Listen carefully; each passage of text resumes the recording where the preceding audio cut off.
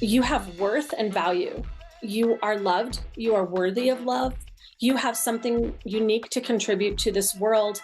And it doesn't have to be a big thing and a shiny thing and a thing that gets a lot of praise and attention and people. Sometimes you can make a difference just in your quiet little corner in your everyday life. Welcome to the One Girl Revolution podcast. It's your girl, Kate, here. This is the place to find inspiring stories of world-changing women and girls every single week. We have a new, unique story coming your way every single week, so make sure that you subscribe to the One Girl Revolution podcast on Apple Podcasts, Spotify, YouTube, iHeartRadio, and everywhere you listen to podcasts. One Girl Revolution is a nonprofit multimedia organization that is dedicated to elevating the voices and stories of world-changing women and girls. You can find all of our podcast episodes, watch our Emmy-nominated documentary series, donate to our nonprofit organization to help us continue our critical work to elevate women's voices and their stories, and so much more on our website at onegirlrevolution.com. Check out onegirlrevolution.com today. This week on the One Girl Revolution podcast, I welcome Kimba Langas, co-founder of Free the Girls. Free the Girls is a nonprofit organization that offers sustainable economic opportunities among other integral services to survivors of sex trafficking. Free the Girls exists to help and support women exiting human trafficking, reintegrate into their communities, and reclaim their lives. Free the Girls is firmly focused on reintegration, specifically by providing a sustainable path out of poverty for women who have been exploited through sex trafficking. They do this through micro-entrepreneurship and helping these survivors build their own businesses. While it may not intuitively seem to be the first step for women to begin their healing journey from trauma of exploitation, economic empowerment is actually vital for the healing process. If a woman is unable to meet her basic needs of food and shelter, it is very likely she will go back into a life of survival sex work. Kimba is the co-founder of this incredible organization and has so much to share about her own life and so many amazing stories from her work with Free the Girls. Kimba is an Emmy-award-winning TV and video producer with over 20 years of experience. She's worked in broadcast with clients like Starz, Hallmark Channel, TLC, National Geographic, and more. Kimba has firsthand experience not only in entrepreneurship and business building, but also in social justice and addressing the root causes of exploitation in vulnerable populations. You do not want to miss Kimba, welcome to the One Girl Revolution Here's podcast. my conversation with Kimba. Oh, thank you so much for having me, Kate. I'm happy to be here. I'm so excited to have you on to talk about Free the Girls and all the amazing work that you're doing, but I would love to hear a little bit about your own story. So I'd love to rewind and hear a little bit about who you are, where you're from, and your story before Free the Girls. Sure. Oh my goodness. Well, I'm 55 years young. So, been reflecting a lot lately. Free the Girls has been around for 13 years. So reflecting on that and just reflecting on what got me there. So yeah, there's just so many things to unpack and think about. But my thing, I moved around a lot when I was little. So I've lived in Florida, New Jersey, Michigan. I was born in Washington State, Colorado a couple times. My mom's side of the family are all Colorado natives.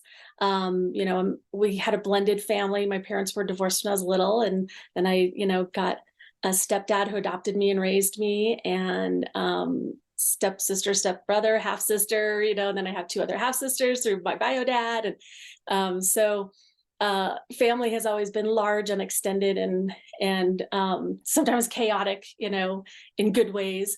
I was convinced when I was in high school that I wanted to be a doctor. And my senior year in high school, I got this executive internship program where I shadowed at St. Joseph Hospital in Denver. It was the greatest experience of my life. And I started at CU Boulder pre-med, and I had come across, they were just starting Operation Smile. I don't know if you've heard of that, where they go through and repair cleft palates and things, in developing countries. These doctors go around. And so the doctor who started it, I had been able to interview him and talk to him. And I was like, I want to, do plastic and reconstructive surgery. And I got to college and I was like, oh, I don't think I can be in school till I'm 30, because 30 seemed so old, right? I was like, okay. So I tried some other things, like maybe psychology. Oh, I also would, need further schooling and degrees. And a friend of mine, I had been involved in like drama club and stuff, and performing arts and that sort of thing in high school as well. And a friend said, oh, you should try the journalism school. I was like, oh, writing for a newspaper would be so boring. I don't want to do that. And she's like, no, there's TV too. I was like, oh, okay. So I switched over and got a degree in journalism, and was able to get an internship and then be employed by Channel 9 here in Denver. And so, started my my career in television, and and then that expanded into other channel, like Hallmark Channel and Stars and Encore movie channels, and I went freelance and did a lot of corporate communication and marketing and training videos and orientation videos, and all sorts of things like that. So I had that career for quite a long time. And when my son was 3 years old, our pastor at our church, so I was on worship team, and had belonged to this church called TNL, and it met on Tuesday nights. It was this like Gen X church, and everybody's welcome, and people have tattoos and they've had bad experiences with church, and they came here as a safe place, and we had like concert lighting and loud music, and it was really it filled a void that there was. And the teaching pastor there, Dave Terpstra, had announced that he was leaving because he and his family were going to move to Mozambique and do missionary work. And his focus was on economic development and poverty remediation. And through his travels back and forth to Mozambique, he had encountered sex trafficking. And especially, he thought about, what happens next for the women. So if they are, we don't like to use the term rescue anymore, but if they're able to come out of that life, because a lot of the women that we've worked with in the countries we've worked with, they're no longer under the control of a trafficker or a pimp, but they're still stuck in that life. And so when they come out, what happens next? Because if you're rescuing, what are you rescuing to, was the question back then. Because if you bring someone back to the same vulnerabilities that led them to be exploited, the rate of re-exploitation and recidivism is, at least 80%. So, because he's all about job opportunities and economic empowerment, he's like, what does that look like for a survivor of sex trafficking? How can we help that? And he was in Maputo, which is downtown area, and there was a lot of street stalls and used clothing, shops, that sort of thing. And he said that there was this guy walking along with an umbrella, and he had bras hanging around the rim of the umbrella. So he's just cruising around. This is his little mobile store. And Dave was like, what the heck? Like, why is it like he's selling used bras? Like, is that a thing? And it turned out it is a thing. And in that area in particular, it was, bras were considered a luxury item and a status symbol. So if you can afford a bra, that means you're living in the city and you're employed and that sort of thing. And so he found out that bras command top dollar in the used clothing market there. And he thought, well, I bet I know women in the United States would happily give up, their bras. So fast forward to, before he moved to Mozambique, he was going around telling everybody about, what he's doing. And he came to me with the idea for Free the Girls, wanting me to make a video. He wanted a marketing video or wanted some help writing copy for a website, that sort of thing. My stuff, my wheelhouse. And I went home after meeting with him and started Googling sex trafficking and human trafficking in general.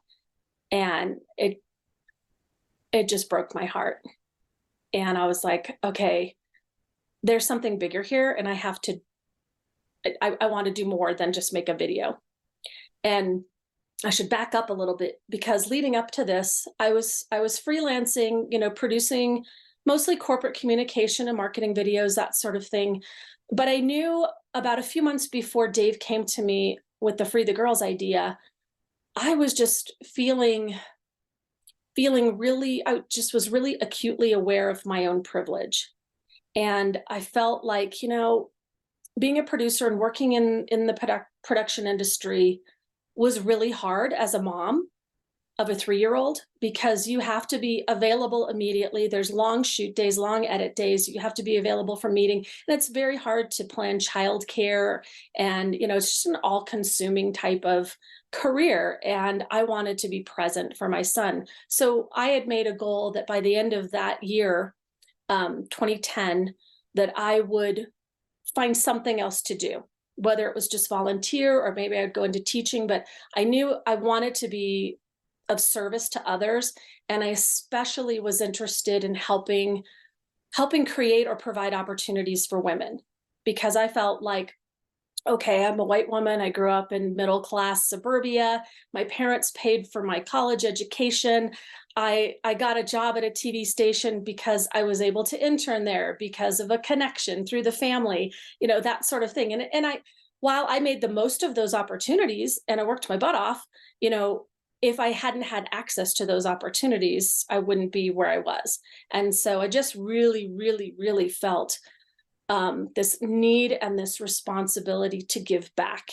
And so when Dave was talking about Free the Girls, I said, I want to help you, but you don't need a video. You need more than a video. I was like, you're moving to Mozambique. So he was going to move to Mozambique and find a safe house partner, and knowing that would take a long time, and in the meantime, I said, well, what can I do here? Can I give you money? Can I give you money to start this website and create some marketing materials or whatever, because before Free the Girls, it was really easy. You hear about something that touches your heart and you feel, you're just like, wow, somebody should do something about that. And then you hear about it again and you're like, wow, maybe I should do something about that. Maybe I'm somebody. And in the past, it was like, oh, well, I'm going to write a check and I'm going to make a donation. And then my conscience has been relieved of this ugly thing that I've learned about. And I can neatly pack that away in the back of my brain because I did something, But in this case, it was like, I'm a person of faith. And I was like, God was like, nope, that's not enough. And I like to say he sometimes has to drop anvils on my head, like in the cartoons where the anvil drops on the head and then the big, knot on the head grows up. And so sometimes it has to be that obvious. And I knew from the beginning that, okay, I'm doing something with this Free the Girls thing. And so Dave said, well, then be my partner. You handle things in the States as far as getting a website going and a Facebook page and collecting bras. And then the plan was that we would ship a suitcase of bras, send them with people going over to Mozambique to visit the Terpstra family. And that's what it was going to be. And we'd just have our own little thing and a little safe house partner. And God had other plans. We didn't dream big enough. Well, I know it's grown and evolved so much since you started, but I love how you shared about the different spark moments. I'm a firm believer that sometimes there are these spark moments, and I love hearing those on this podcast. How did the idea for this organization start? And here you have Dave had a couple of spark moments, but then also you did, like not knowing that much about human trafficking and then starting to do research. And it was a conversation with Dave that led to that.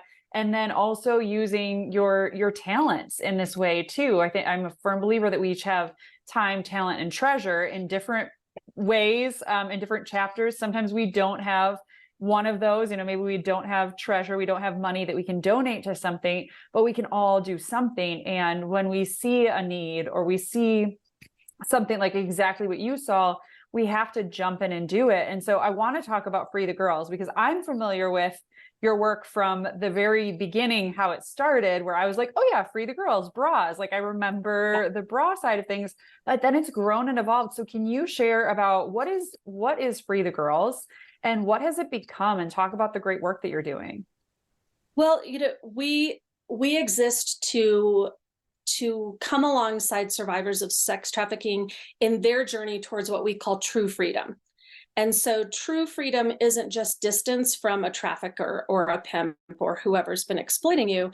It's a more holistic approach. So there's the economic empowerment approach, which we've done for 13 years. And in this case, it was, providing initial inventory of bras, used bras that people donate from all over the world. And those bras, becomes the starting inventory, kind of seed money, if you will, for a woman to start her own business. And then along with that, we offered two different paths on economic empowerment. There was the entrepreneurship path, which is the having your own business selling bras that would then eventually branch out into other products besides bras.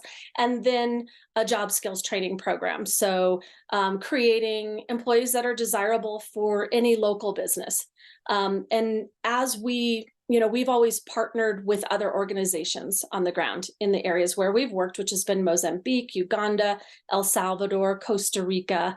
And what we have found in working with those partners and in hearing from survivors themselves is, well, what else can we help with?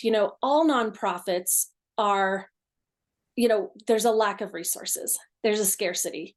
And so, we kind of felt like, okay, well, we initially formed to answer that call for the economic empowerment part of it. So our partners were, providing socio-emotional, support and healing and trauma, recovery type of support, seeing the need and filling the need, just like what you talked about, and that's funny because I've used that quote, like my son, when he was little, watched that movie Robots. And there was a whole theme in there, like see a need, fill a need. And so that's a big thing for us is how can we come alongside and fill gaps? And so we're finding that to really provide true holistic support in reintegration, there's, the economic empowerment part of it. There's women's health, there's psychosocial support, educational reimbursement. So we have for quite a while done reimbursement for continuing education. We've the women in the program in El Salvador in particular, we're happy to say that they've always 100% of those women have enrolled their children in private school and been able to afford that through the bra selling program. Because if they're in the public schools, it's likely that they'll be recruited by the gangs. So that's one way to avoid re-exploitation. And we've been thinking a lot too this year about what the word reintegration, because it's industry wide, it's just kind of part of the 3 R's. But it is not, we don't feel it accurately describes, what we're aiming for and what we're supporting, because reintegration means integrating someone back into where they came from. Well, in many cases, the survivors, they're not welcome where they came from because they're ostracized for having been in prostitution, or it was where they came from and their family who exploited them to begin with. So they can't go back there. So, reintegration for us is more integration, and in building a community and a safety net and a system of support and a network of support. And so as we are expanding those services and creating curriculum to provide to our partners and anyone else who's interested in partnering with us, it's just important that we can recognize, in different locations, in different cultures, what the need is, and come alongside to help fill that need. Donate to One Girl Revolution's nonprofit organization to help us continue our work, highlighting inspiring women and girls that are changing the world through their lives, promoting their work and their organizations, and building a powerful and positive force out in the world, dedicated to empowering women, their voices, and their stories. Donate at onegirlrevolution.com/donate. That's the number onegirlrevolution.com/donate. I was going to ask you how you get connected to the women that you're serving, but you obviously work with different partners in these different places, these different areas. How do you get connected to your partners? Are they reaching out to you and saying, hey, we have this need, we think Free the Girls could be helpful in this? Or is it kind of a mixture of different ways? How do you get connected? It's a mixture. It has been, and kudos to I would love for you to talk sometime to our executive director, Courtney Skiravon. So Courtney has just been, I mean, she is definitely a one girl revolution, in coming in, like when I left Free the Girls as executive director, I just felt like I had taken it as far as I could. And Courtney actually joined us, having been our partner on the ground in Uganda. So she knew the program inside and out because she had launched it and implemented it in one of our locations.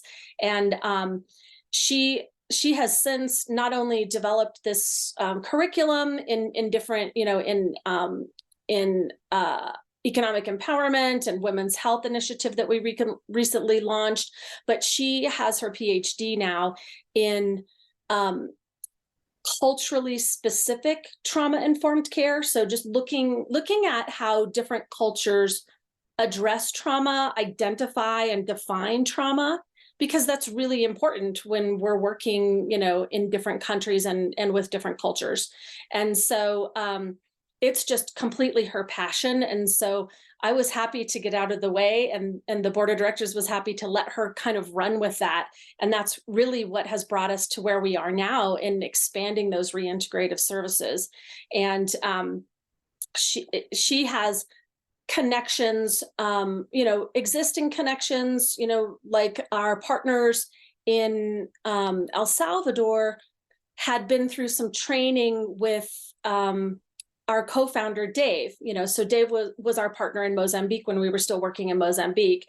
And so then he found our El Salvador partner. And then I think she may have been the one who found the partner in Costa Rica. Really, it's a network, and it's not a huge, there, once you get connected, everybody, tends to know who else is doing that work. And Courtney and I both have been part of something called the Soul Care Sisterhood. So a friend of ours, who's also a nonprofit leader, she takes a couple times a year 8 different women who are nonprofit founders and leaders, and takes them on a soul care retreat where they're spoiled. And it was amazing. Like I went on that, and it came along at the perfect time, because I was really struggling with imposter syndrome with Free the Girls. Like, I felt confident in what I had been doing as a career for almost 30 years, but I had yet to recognize where those skills that I had from my previous career actually were really beneficial to what I was doing as an executive director. And I was doubting myself. And so it was great to come along like-minded leaders and founders and co-founders, because we could all share the things that we couldn't share publicly. And sometimes you can't even share those things with your family, because your family are also donors. So as a nonprofit leader, you want to keep the donors happy. You got to be the cheerleader, tell everybody everything's great. And so where do you go to share and speak out loud those doubts and insecurities and fears? And so it was, and now it's not only a great source of support in that regard, it's a wonderful network. So, we have our own private Facebook page, and we ask each other questions and give each other advice and connections. And so, yeah, it's just all of that networking, and it's really great. And it's something that, I wrote a blog post recently for Free the Girls about when we first launched. I was really disappointed at the competitive nature of the space, because I thought, well, this is a nonprofit, like we're all doing really good work, and we're all on the same team fighting this thing. And there was some ugliness that I encountered early on, and it was really discouraging. And so, we kind of decided as an organization, and we still believe that, we're all here to work together. And so wherever we can collaborate and pool resources and get maximum impact, that's what's really important. So that's why, Free the Girls doesn't have to be everything. It's like, but what are we good at? What are our core competencies, and how can we help leverage those to add to what other people are already doing? And that's another thing that I kind of get on a soapbox about, is having been a nonprofit leader. I will sometimes have people come to me for advice on starting a nonprofit. Oh, this thing has touched my heart, and I really want to start a nonprofit. And I have learned, and I have been told, through the years, it's like, you need to first find out, is somebody else already doing this? Because why do you want to go into a space and compete for the few dollars that are available for funding. So if you've got time, talent, or treasures, like you said, how can you add to something great that somebody else is already doing instead of taking away from it by starting a new thing that might not be necessary and that might not be really your wheelhouse? Yeah, we all need to take note of that, because there's so many people that have ideas or businesses they want to start or nonprofits, but sometimes the more powerful thing can be to just jump on board with somebody else and say, you know what, this organization is doing great stuff. Let me see how I can get involved. Either give a donation, volunteer, or give of your talent. There are so many different, like you said, there's so many organizations out there doing great work, and even in the human trafficking space, there are so many different organizations that are doing great work. And it's cool. We've highlighted some of the organizations, some of the women who have founded organizations, but I'm thinking about even what you're doing with Free the Girls is so unique. And the women that we've had on their organizations have been so unique. Yes, they're combating human trafficking in our world, but in different ways. And I think that's really beautiful. And what women need is, we need support. We need community. We need to be encouraging one another. And, you think about how strong women are when they stand together, powerful things happen. And even you talking about this retreat, it's so cool to bring people together to sit and say, hey, this is something that I'm struggling with, or this is something that I'm experiencing, and we can help one another. But I want to ask you about something that you mentioned earlier, just talking about, so every person's story is different, right? Every single woman that you're encountering, their story with trauma, their story with sex trafficking, their stories are all unique and different. But now you're also talking about different cultural differences. And I think when it comes to human trafficking, there are so many sex trafficking, there are so many misconceptions about women in these situations, and specifically the women that you serve. What have you learned about these populations through Free the Girls, and what do you wish that the public knew? I think, gosh, I've learned so much, and the changes and shifts that have happened in me personally, and in us as an organization. I look back on even some of the language I used when we first launched, being a voice for the voiceless, and, words like rescue and former slave, and all these things that's like, oh, we do not say that anymore. But even just moving from kind of that white savior mentality, that's something that I'm super sensitive to now, and super sensitive to amplifying survivor voices and making sure that things are survivor informed. And I'm really encouraged by how the movement, like now survivors are starting their own organizations. They're being brought in as experts, as they should be. And so that's really encouraging. And as far as the cultural, a few things were really interesting to me. Like my first trip to Mozambique, we had already, had this great exposure on CNN and blah, blah, blah, which was a wonderful thing. And we're forever grateful for that exposure.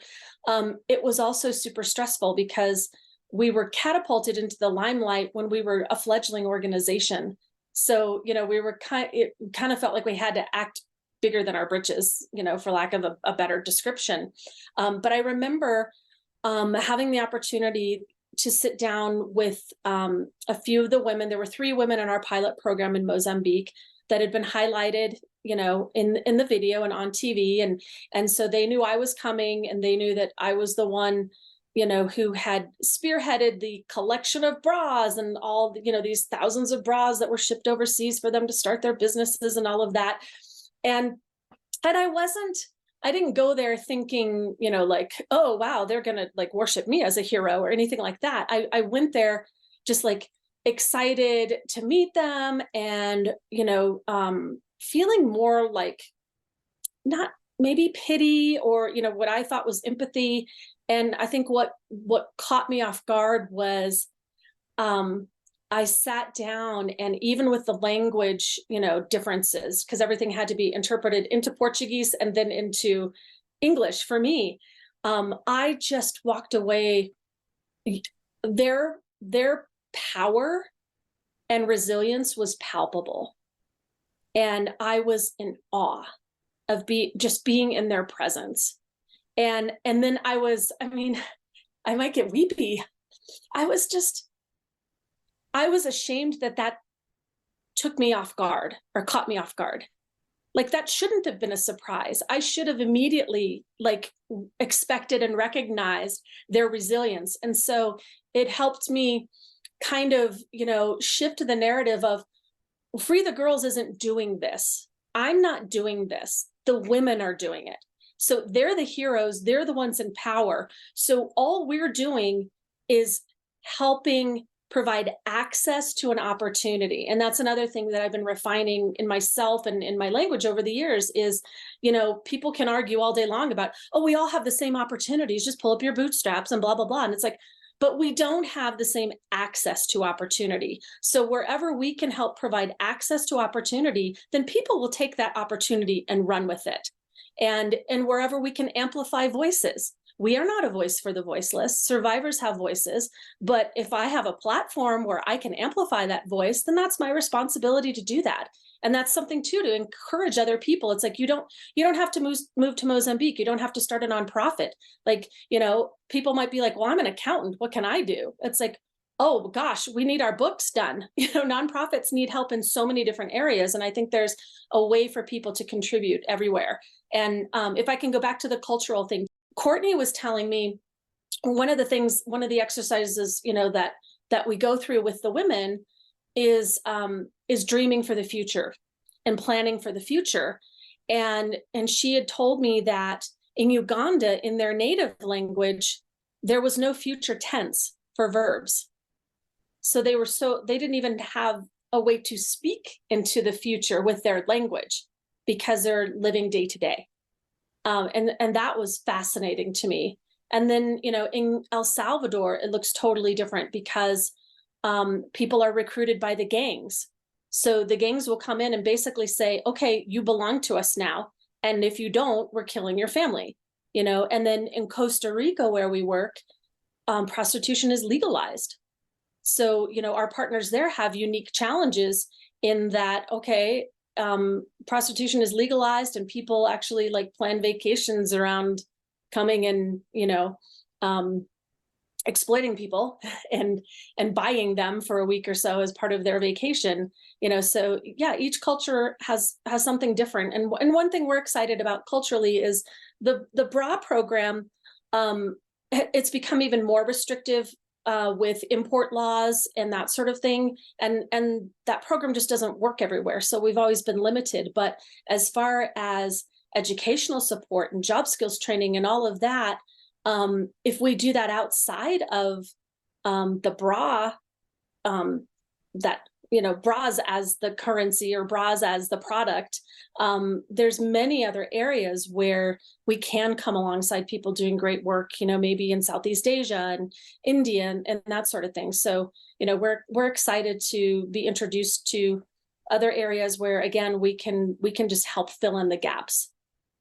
It's so incredible to me how you've grown and evolved, and I can't wait to see where you go from here, because I know that growth and evolution is going to continue. And also our world is constantly evolving. And I know that the struggles and the challenges, not even just with the bra program, but with other things that you're doing, even that is changing. And I just want to mention, because you brought it up, just about how resilient women are.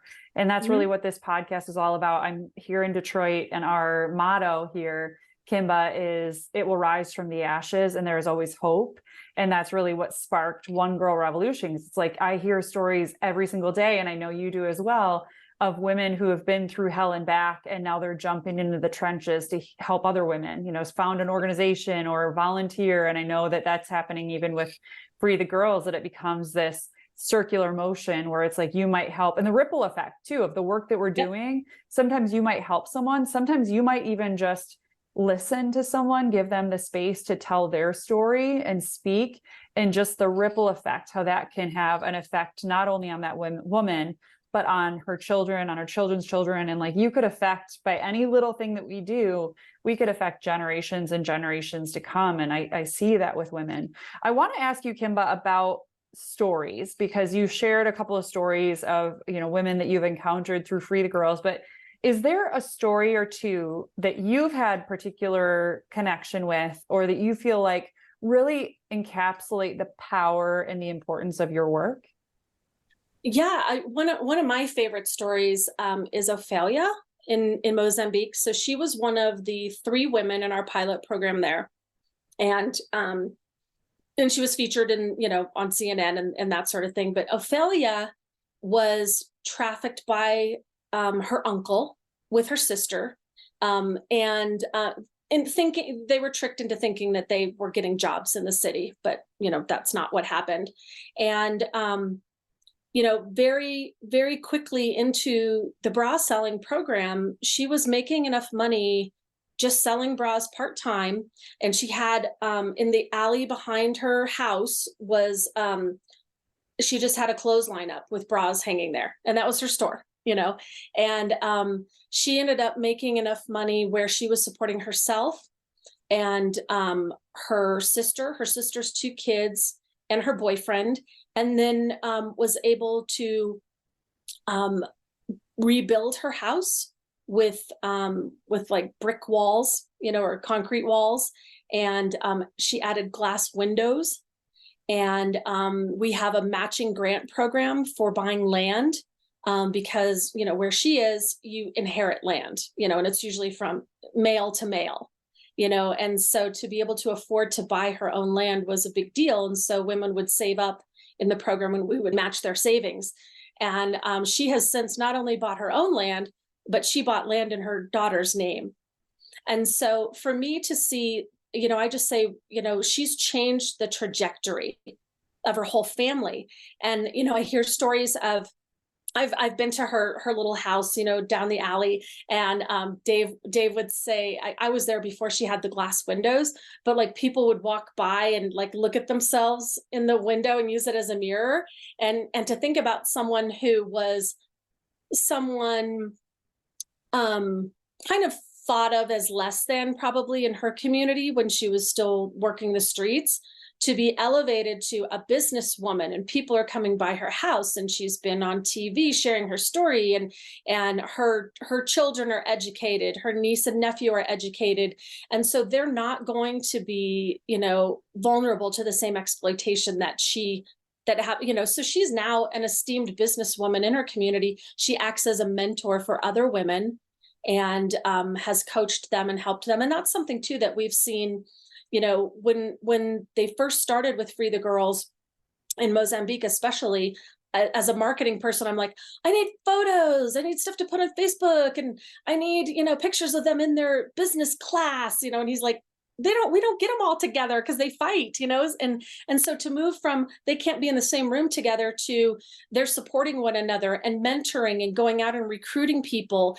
And in El Salvador and Costa Rica, there's stories of, a woman who had cancer. And so other women in the program would come along and help sell some of her bras for her.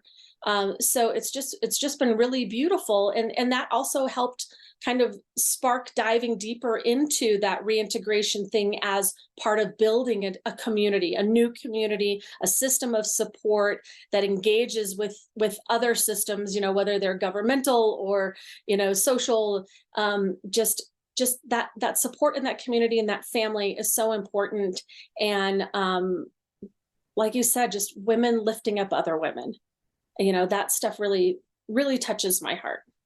Women changing the trajectory, like you said, of not only their own lives, but their children and their children's children. It's just incredible to hear these stories and see them firsthand. But even, you talked about earlier how women don't have the same opportunities, right? Depending on where you live, depending on a lot of different factors, but how I'm always blown away by how much women can do with even the smallest little bit of an opportunity. And I know that you're helping so many women or working with so many different women in big ways, but also in the small ways, and how they can take things and just run with it and really pick themselves up by their bootstraps just by giving them a little bit of an opportunity.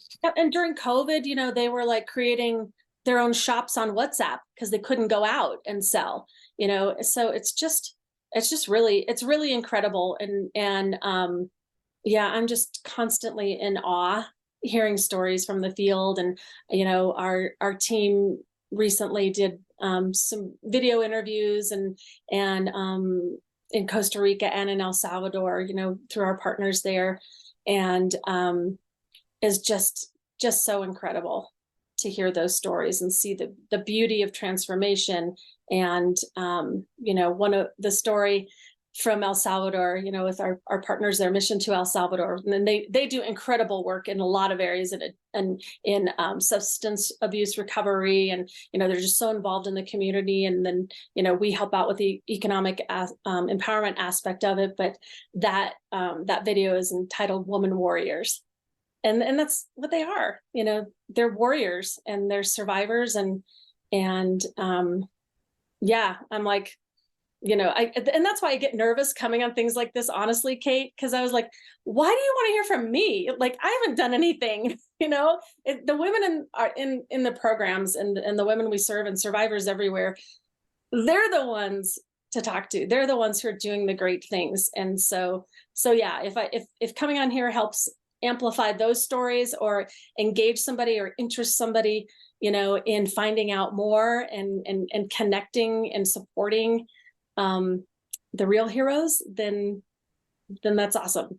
You know, I'm happy to do that where I can. Well, Kimba, you are a hero, and you are a one girl revolution, and stories like yours inspire all of us. And we've interviewed everyone from a 5-year-old little girl that makes coloring books and gives them to children in hospitals, all the way up to, you know, stay-at-home moms who do things, and women who are retired and, you know, have dedicated their lives to various organizations. And I think it's so important for us to hear stories like yours, and also to look around our own community and say, you know what, I can get involved in something. I might not have time, but maybe I have money. I might not have money, but I might have some sort of talent that I can offer. Like you said, if you are an accountant, you could do the books for some organization that you care about. And so we all can do something. And so I'm just grateful to have you on the podcast to share your story and talk about Free the Girls. Where does Free the Girls, or where do you hope that Free the Girls goes from here? And what impact do you hope that Free the Girls can have on the world? Oh, so what I like to say is, I hope that someday we're not around, because we don't need to be around. So that's my big hope, is that organizations like Free the Girls don't even have to exist.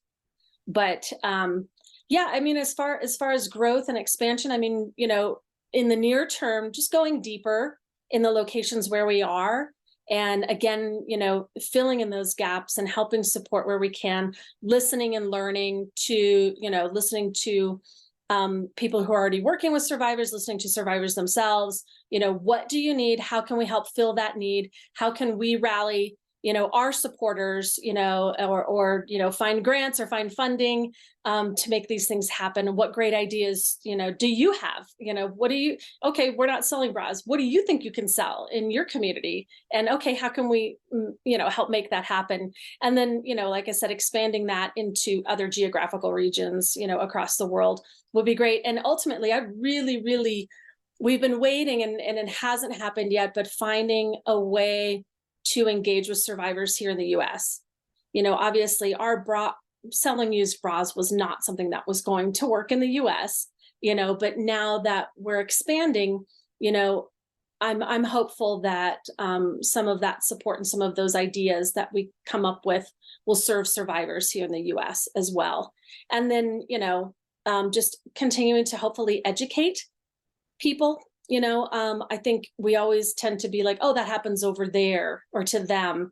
And, you know, learning to recognize that trafficking is everywhere, if it's anywhere, recognizing what it looks like here in the United States. And you know, people, if you can't support financially, it's like, you can certainly talk to other people, you can educate yourself.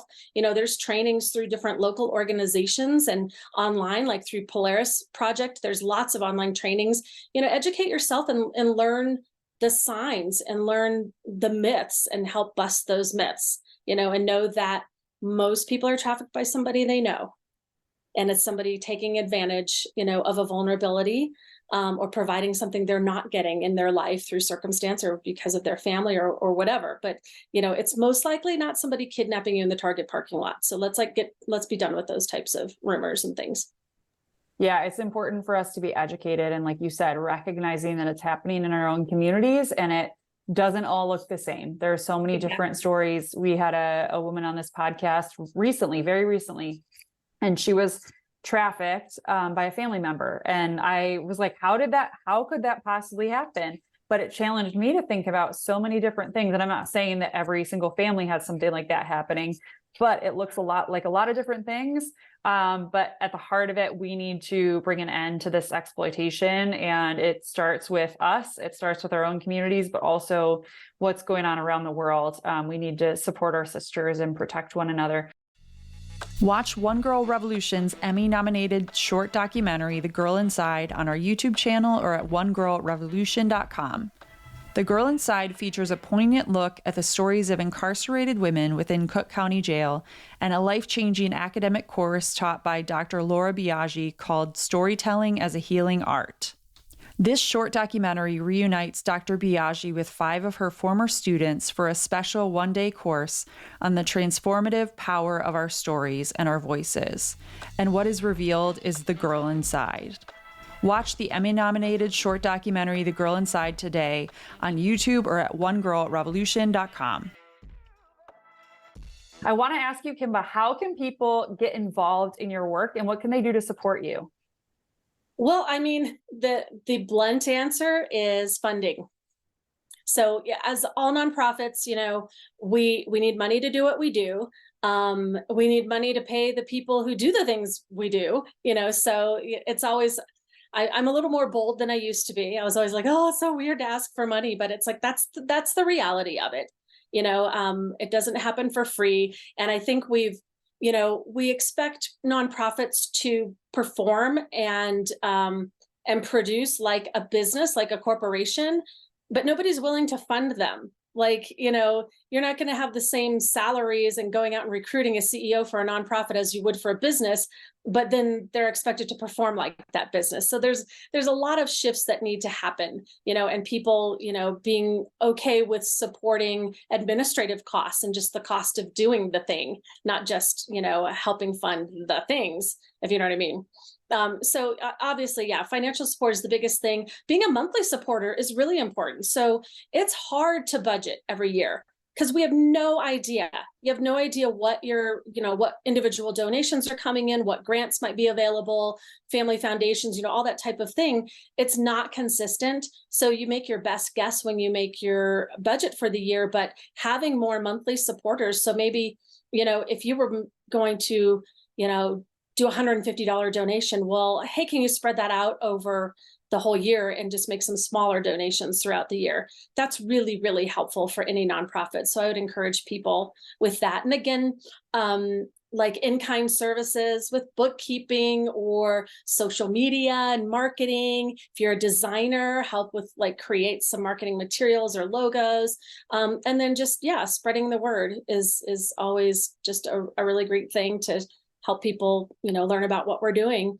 I will put your website, I will put all of your social media links in the show notes so people can easily get in touch with you. And I always say on this podcast, the free and easy way to support any organization is to just follow and share the information that they're posting, because you just never know who's going to see it. And maybe you might not be, maybe you're spread too thin. You're listening and you're like, I can't do anything. I already do all the things, but maybe just by sharing Free the Girls and the information that is being put out there, maybe someone else will see it and say, hey, that's my organization. That's what I want to get involved in.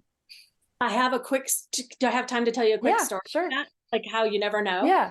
So when CNN first did their little series of stories on us, they were kind enough to ask the question of what kind of support do you need? And at that time we had 30,000 bras that needed to get to Mozambique and we had no money and we didn't know how we were going to get them there.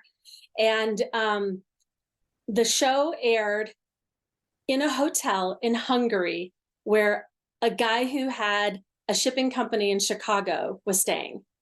And he saw that story and was like, wait, they need to ship some bras to Mozambique. I can help with that. And so he volunteered to ship those bras for free for us and has been our shipping partner ever since, and a huge, huge supporter of ours. So again, who would have thought, like, he's just traveling in Hungary and sees a story about Free the Girls and was like, oh, there's something specific that I can do. So don't ever assume that there's not something that you can do. Yeah, that's it. And we all can do something, like you said, even you never know who might see it and get involved and find some way. So Kimba, you are a one girl revolution. That's why I wanted to have you on this podcast. But who is a one girl revolution to you? Who is a woman or girl that inspires you? Oh my gosh. Well, I am very inspired by our executive director, Courtney Skiravan, who is now the mom of 4 and got her PhD while working full-time for Free the Girls with 3 children, and is just so passionate for the women in our program and for trauma-informed healing, and just so amazed with where she's taken the organization and what a great leader she's been. So she's a huge hero to me. And I also I think of women collectively. My circle of influence and my friends come from different places. I have a dear friend who we've been friends since we were 10 years old, and another one from high school, and then a group of friends from the MOPS group that I joined when we first started Free the Girls, and a group of friends from Channel 9 when I worked in television. And all of them, they just do such amazing things in their lives and in their own, like circles of influence and spheres of influence. But I just think I learn something from them every day. And they inspire me every day in all different ways. And so, just for me, just women in general are the one girl revolution. That's the heart of this podcast, is encouraging women to get involved, to support these different organizations, but also just to look around in their own community and their own lives and see the one girl revolutions in their lives, because we all know one girl revolutions. And I'm a firm believer that each and every one of us is a one girl revolution. We have the power to change the world through our lives. And we sometimes lose sight of that. We get busy, stay at home moms, they have a lot going on. And all of us have a lot going on, keeping up with your career, your family, your life, friends. And at the heart of it, we need to remember our purpose and our value, and that we're as unique as our fingerprint, and that we are the only one girl. We are the one girl that can make the impact in the world that we were meant to be. Even if your impact is only on one person. Exactly. I tried to remind myself that early on with Free the Girls, because there's a lot of pressure, how many women have you served? How many numbers? And it's like, or one who changed the trajectory for her whole family, like Ophelia. Like that's success. And so you don't have to start a nonprofit and, affect all these people, because there is that ripple effect. So if you're like my friend Heather, is a reading tutor, and my friend Melinda is a Spanish teacher, so there's just, you can make a difference no matter where you are. Well, you and Courtney and everyone involved in Free the Girls, you're such examples to all of us. I'm so grateful for your time and grateful for all that you do. But before I let you go, I always end this podcast on one question. So I'd like to ask you, if you could leave women and girls around the world with one message, what would it be? I was raised to believe that I could do anything and be anything. So I just assumed I could. And so I tackled each obstacle, to the best of my ability, because I was fortunate in that nobody was telling me I couldn't do something. So I would just encourage all women and girls to know, first of all, you have worth and value. You are loved. You are worthy of love. You have something unique to contribute to this world. And it doesn't have to be a big thing and a shiny thing and a thing that gets a lot of praise and attention and people. Sometimes you can make a difference just in your quiet little corner in your everyday life. And so you never know what that moment might be. It might be as simple as you were kind to a stranger in the grocery store, or you picked up your neighbor's mail, or, there's just so many little things. I don't know, do they call it the butterfly effect, the ripple effect? But never think, like when I would talk to MOPS groups, people would be like, well, I'm just a stay-at-home mom. And it's like, please remove the word just from your language. you're never just anything, because you're everything. And I guarantee you, you're somebody's everything in this world. That's so beautiful. And Kimba, you are such a beautiful example to all of us. Thank you so much for being on the One Girl Revolution podcast. And thank you for all the incredible work that you do. Well, thank you. And I just appreciate you using your platform to tell these stories and to inspire other women and girls. So thank you so much, Kate, for your work. Oh, thank you, Kimba. Please follow us on Facebook, Twitter, and Instagram at One Girl Revo. That's the number One Girl REVO. And you can find more information on One Girl Revolution at onegirlrevolution.com. That's the number onegirlrevolution.com.